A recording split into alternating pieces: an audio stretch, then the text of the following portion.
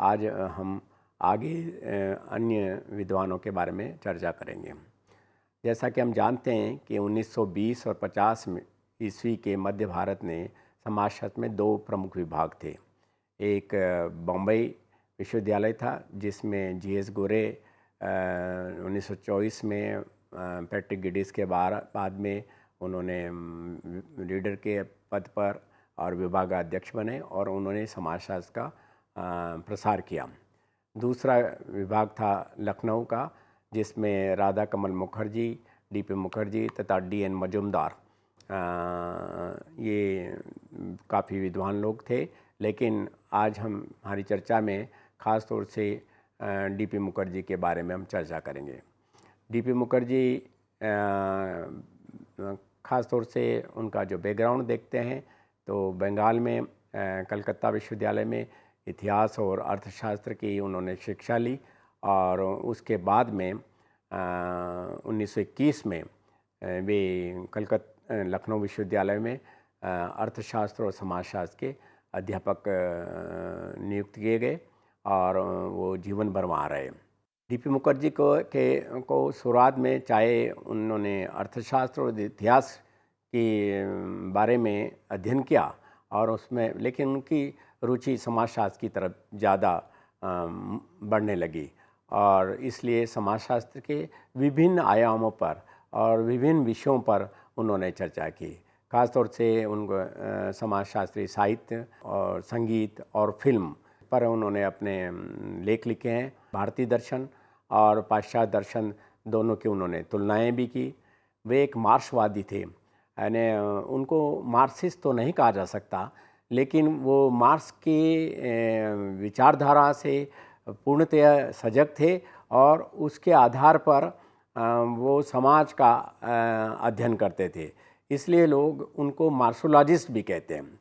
और राजनीतिक अर्थव्यवस्था तथा विकास की किस प्रकार की योजनाएं थी, उन्होंने मार्क्सवाद के आधार पर उनका विश्लेषण किया। लेखन से अधिक उनके भाषण से वो सार्वजनिक लोकप्रियता हुई। उन्होंने बहुत से पुस्तकें लिखी हैं। उन पुस्तकों के लेखन से भी ज़्यादा उनके जो लेक्चर थे, जो इधर उधर जहाँ पर भी जाते भाषण देते थे या लोगों के संपर्क में आते थे, उन विचारों में उनको लोकप्रियता अधिक बढ़ाई है।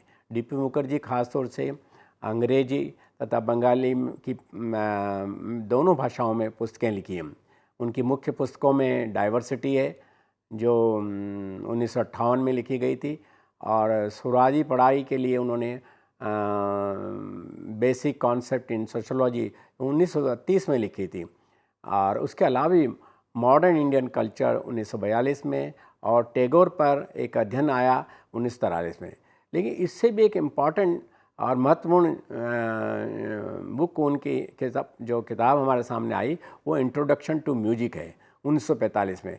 वो जनमानस में काफ़ी प्रचलित हुई और उसमें किस प्रकार से म्यूजिक को समाजशास्त्री या समाज के अंदर म्यूजिक का कैसे प्रभाव होता है उसकी चर्चा डीपी मुखर्जी ने की। ख़ास तौर से आज हम जो चर्चा करेंगे वो डीपी मुखर्जी के परंपरा से संबंधित क्या विचार थे और उन परंपराओं में किस प्रकार के परिवर्तन आए,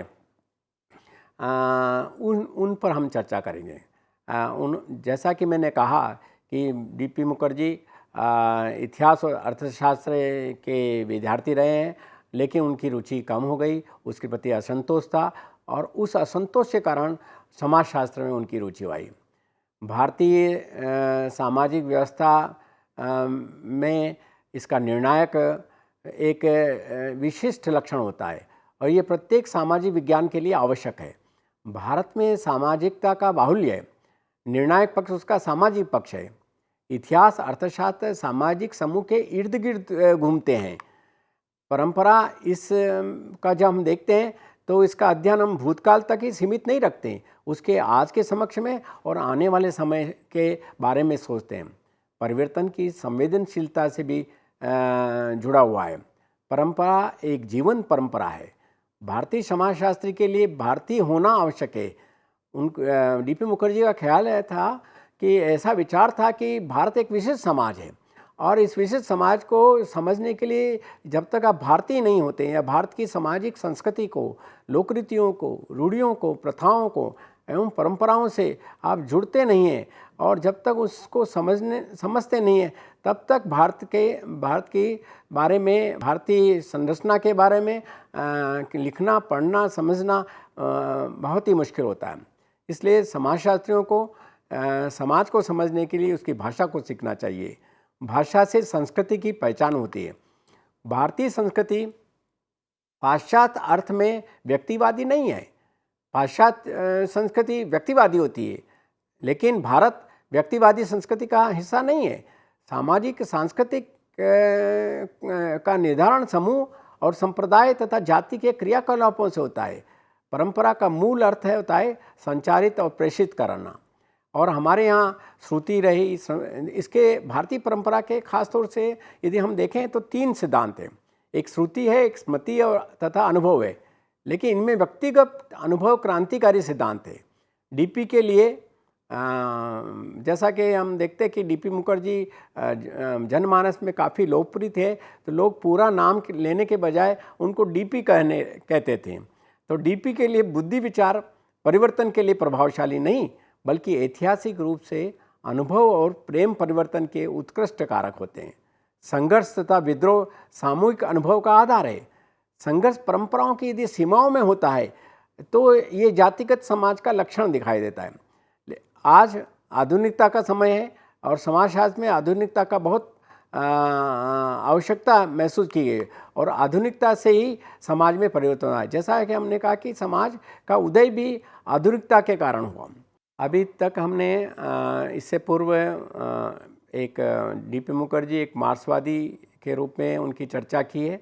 अब हम दूसरे मार्क्सवादी AR देसाई है, जो बॉम्बे स्कूल के अंदर पढ़ाते थे। यानी बॉम्बे स्कूल के मार्क्सवादी विद्वान माने जाते हैं। AR देसाई का जन्म 1915 में हुआ था, बड़ौदा के नडियाद में, गुजरात में, और वहीं प्रारंभिक शिक्षा प्राप्त की। बाद में उन्होंने बॉम्बे में अपना स्नातकोत्तर पढ़ाई की और GS गुरे के सुपरविजन में या उनके निर्देश में उन्होंने PhD की उपाधि प्राप्त की। PhD के लिए उनका एक नेशनल बैकग्राउंड जो स्वतंत्रता का था, उसके आधार पर उन्होंने अपना थीसिस लिखा। और यदि इनका पूरा AR देसाई, प्रेम से सभी लोग इनको AR देसाई कहते थे, लेकिन इनका पूरा नाम जो था अक्षय रमनलाल देसाई, जिनका जन्म हम जैसा कि मैंने कहा कि 16 अप्रैल 1915 में नडियाद गुजरात में हुआ था। ये भी एक, जैसा कि हमने पहले चर्चा की कि डीपी मुखर्जी मार्क्सवादी थे, ये मार्क्स के विचारों से प्रभावित होकर ये भी AR देसाई की भी विचारधाराएं मार्क्सवादी थी और ये आजीवन मार्क्सवादी बने रहे। मार्क्सवादी राजनीति में उनकी सक्रियता रही। वो खाली अध्यापक ही नहीं थे, बल्कि पॉलिटिकल पार्टी से भी जुड़े रहे और मार्क्स की आइडियोलॉजी से जीवन भर उनका संबंध रहा। ये ऐसे विरले भारतीय समाजशास्त्री जो औपचारिक सदस्य के रूप में राजनीति से जुड़े रहे। PhD के शोध में देसाई ने, जैसा कि मैंने बताया, कि भारतीय राष्ट्रवाद का मार्क्सवादी विश्लेषण किया। आर्थिक प्रक्रियाओं एवं विभाजनों का महत्व भी उन्होंने अपने PhD थीसिस के लिए अध्ययन का विषय बनाया।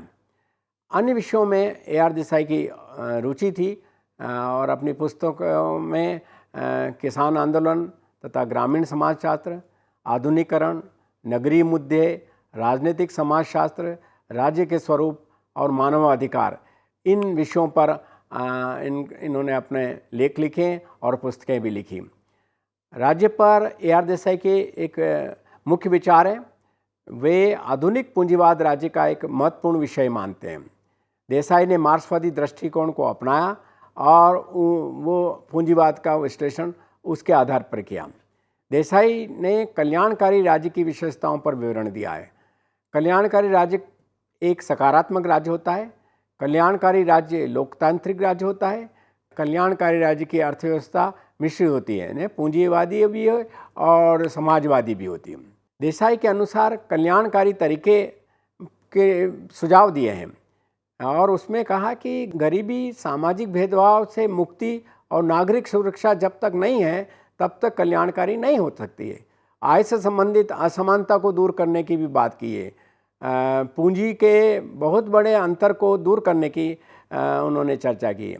समाज की ज़रूरतों को ध्यान में रखते हुए पूंजीवाद लाभ पर नियंत्रण करने की बात भी उन्होंने कही है। स्थायी विकास के लिए आर्थिक मंदी और तेज़ी से मुक्त व्यवस्था की चर्चा की है और सबके लिए रोजगार उपलब्ध कराने की उन्होंने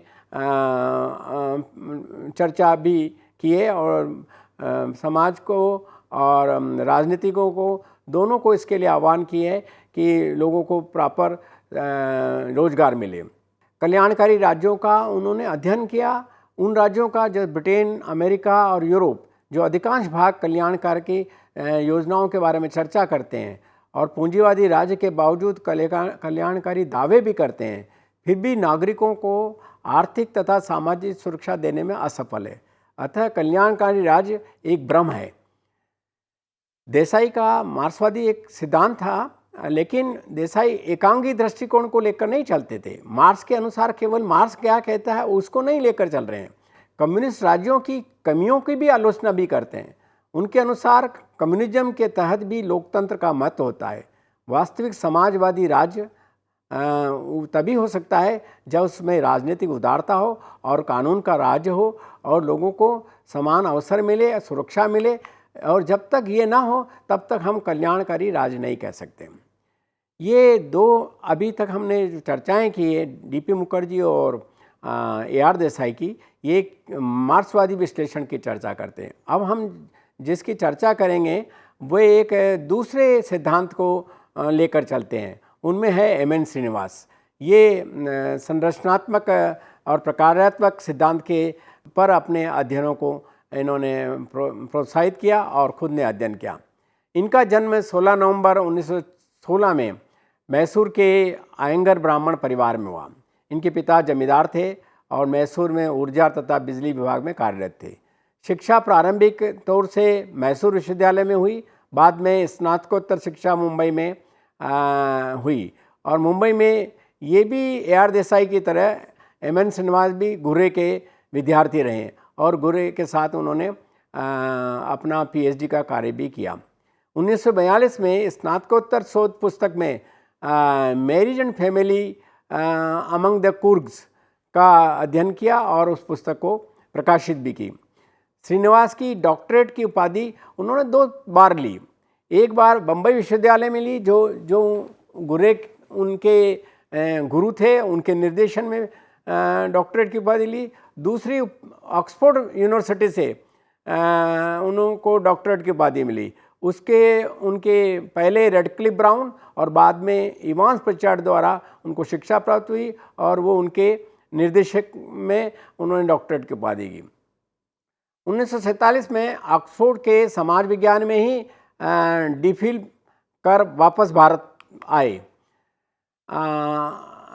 भारत में श्रीनिवास के जब वो लौटे तो उन्होंने भारत की जाति पर, आधुनिकीकरण पर और सामाजिक परिवर्तन और ग्रामीण समाज इत्यादि पर अध्ययन करना प्रारंभ किया।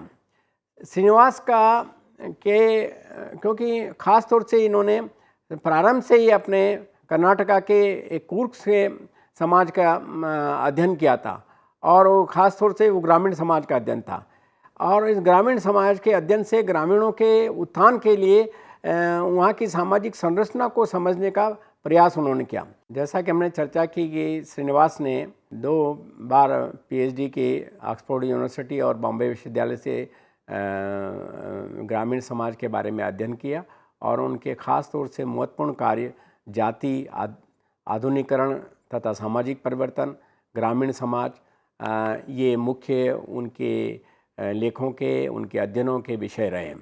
इस दौरान में जितने भी अध्ययन किए वो ग्रामीण समाज से संबंधित थे और उन्होंने बाद में SC दुबे और DN मजुमदार के साथ मिलकर ग्रामीण अध्ययनों को अत्यंत प्रभावशाली बनाने का प्रयास किया। श्रीनिवास के गांव संबंधी विचार पर देखें तो गांव पर दो प्रकार के उन्होंने अध्ययन किए और दो प्रकार से लेख लिखे और पुस्तकें लिखी। एक तरह से क्षत्रिय कार्यकर्ता कार्यक्रमों पर नरजाति ब्यौरा दिया उन्होंने और भारतीय गांव का सामाजिक विश्लेषण भी किया। इसको ऐतिहासिक तथा अवधारणात्मक परिचर्चाएँ की। गांव पर जो भी विवाद हुए और दो तरह की चर्चाएं होती थी, एक विदेशी लोगों ने आकर गांवों का अध्ययन किया और एक भारतीय विद्वानों ने भी गांवों का अध्ययन किया। इन दोनों में जो चर्चाएं थी उनमें उन विवादों में श्रीनिवास के अपने विचार थे। इससे पूर्व लुई ड्यूओं के अनुसार उदाहरण के तौर पर जाति जैसी सामाजिक संस्थाएं गांव की तुलना में अधिक महत्वपूर्ण है। श्रीनिवास के अनुसार गांव एक आवश्यक सामाजिक पहचान है। ग्रामीण एकता ग्रामीण सामाजिक जीवन में काफ़ी महत्वपूर्ण है। ब्रिटिश प्रशासक मनोवैज्ञानिक ने गांव को स्थिर आत्मनिर्भर तथा छोटे गणतंत्र के रूप में चित्रण किया है, लेकिन श्रीनिवास ने इसकी आलोचना करते हुए गांव को कभी भी आत्मनिर्भर नहीं माना। विभिन्न प्रकार से गांव भी आर्थिक सामाजिक तथा राजनीतिक संबंधों से क्षेत्रीय स्तर पर जुड़े होते हैं। तो गांव में महत्वपूर्ण परिवर्तन आए। प्राचीन समय से आज तक गांव में जो परिवर्तन हो रहे हैं आधुनिकीकरण से, वो गांव के अंदर जाति धर्म उस तरह से नहीं जो पहले थे, उनमें भी काफ़ी परिवर्तन हुआ है।